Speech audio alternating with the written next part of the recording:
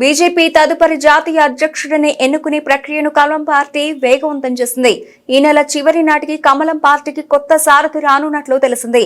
ఈ మేరకు సంబంధిత వర్గాలను ఊటంకిస్తూ జాతీయ మీడియాలో వరుస కథనాలు వస్తున్నాయి. పార్టీ రాజ్యాంగం ప్రకారం జాతీయ అధ్యక్షుడిని బీజేపీ నేషనల్ ప్రెసిడెంట్ ఎన్నుకునే ప్రక్రియను ప్రారంభించే ముందు కనీసం సగం రాష్ట్ర యూనిట్లలో సంస్థాగత ఎన్నికలు పూర్తి చేయాల్సి ఉంటుంది. ఇందులో భాగంగానే ప్రస్తుతం జరుగుతున్న సంస్థాగత ఎన్నికలు సజావుగా సాగుతున్నాయని పార్టీ వర్గాలు తెలిపాయి.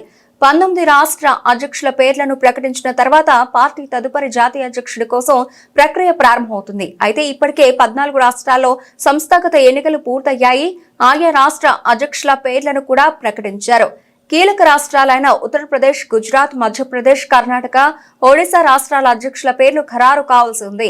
ఇందుకోసం పార్టీ అగ్రనాయకత్వం విస్తృత చర్చలు జరుపుతోంది. ఈ రాష్ట్రాలకు 2-3 రోజుల అధ్యక్షులను నియమించే అవకాశం ఉంది.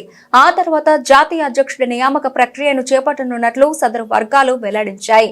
ఈ నెలాఖరికి లేదా వచ్చే నెల ఆరంభంలో ఈ ప్రక్రియ పూర్తి కానున్నట్లు పార్టీ అంతర్గత వ్యక్తుల ద్వారా తెలిసింది.